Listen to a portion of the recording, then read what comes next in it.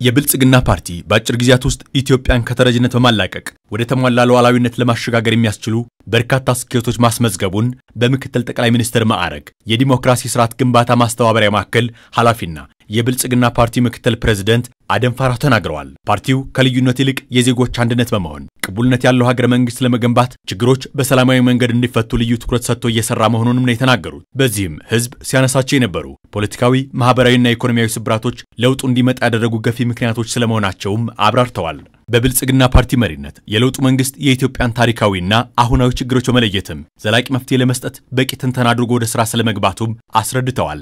የብልጽግና ፓርቲ የኢትዮጵያ ህዝቦች እጅግ በጣም የተሳሰሩ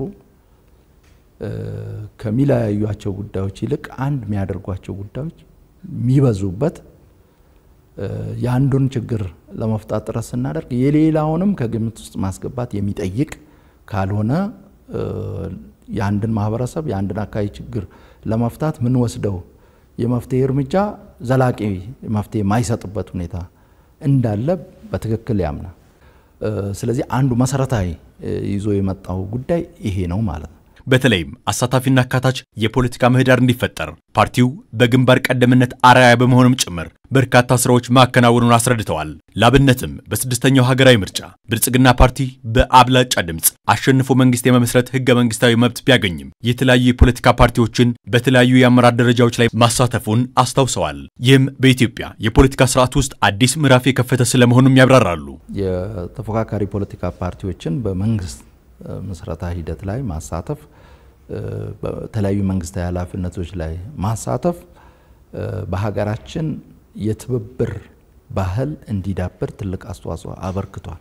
በሀገራችን ሁለንተናዊ ብልጽግና ለማረጋገጥ የሚረዳ ሐሳብ ይዞ የሚቀርብ አካል ሁሉ ሐሳቡን በነጻነት እንዲያራምድ ለህዝቡ እንዲያቀርብ እና የህዝብ ይሁንታን ካገኘ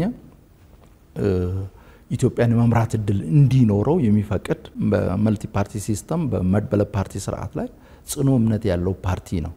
ኢትዮጵያ በብልጽግና ፓርቲ መሪነት ባለፉት ጥቂት ዓመታት የዲሞክራሲ ተቋማትን በማጠናከር ማህበራዊ ልማትን በማጎልበት ለጎረቤት ሀገራት ቅድሚያ የሰጠና ትብብር ላይ የተመሰረተ ዲፕሎማሲን ተግባራዊ በማድረግ ተጨባጭ ውጤቶች ማስመዝገብ መቻሏንም ተናግረዋል። ከልመናና ተረጅነት በመላቀቅ የተሟላ ሀገራዊ ሉዓላዊነትን ማረጋገጥ ይገባል በሚል መርህም ተስፋ ሰጪ የኢኮኖሚ ልማት ስራዎች መከናወናቸውም ሌላኛው አብይ ጉዳይ ነው። በግብርናውም ዘርፍ፣ በኢንዱስትሪ ዘርፍ፣ በቱሪዝሙ፣ በማዕድን በሁሉም ዘርፎች ምርትና ምርታማነትን ከማሳደግ አንፃር ሰፊ ስራ ሰርተዋል። ከዛም በተጨማሪ በተለይ ኢኮኖሚያዊ ነጻነትን ከመጎናጸፍ ጋር ተያይዞ ከተረጅነትና ልመና በመላቀቅ ምርታማነትን በማሳደግ የተሟላ ሉዓላዊነትን ማረጋገጥ አለብን ብሎ ሰፊ እንቅስቃሴ እያደረገ ይገኛል። በሌላ በኩል ብልጽግና ፓርቲ ለማህበራዊ ልዕልና ለተረጋጋ የፖለቲካ ስርዓት እንዲሁም ቅቡልነት ያለው ሀገረ መንግስት ለመገንባት ችግሮች በሰላማዊ መንገድ እንዲፈቱ ቅድሚያ ሰጥቶ መስራቱን ያነሱት። በዚህም ለሰላማዊ መፍትሄ ያለውን ቁርጠኝነት በተደጋጋሚ በተግባር ማረጋገጡን ጠቅሰው የፕሪቶሪያው ስምምነትን በማሳያነት ይጠቁማሉ። ምን ጊዜም ራሱን ለሰላማዊ ንግግር፣ ለሰላማዊ ድርድር፣ ውይይት ራሱን ዝግጁ የሚያደርግ ፓርቲ ነው።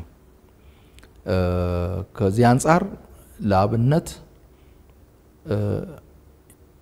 ከፍተኛ የሆነ ዋጋ ያስከፈለን ትልቅ ውድመትን ያስከተለው የሰሜኑን ጦርነት ከሚገባው በላይ ርቀት በመሄድ በመጓዝ በሰላማዊ ንግግርና ድርድር እንዲቋጭ ለማድረግ ያደረገው ጥረት ትልቅ ማሳያ ነው።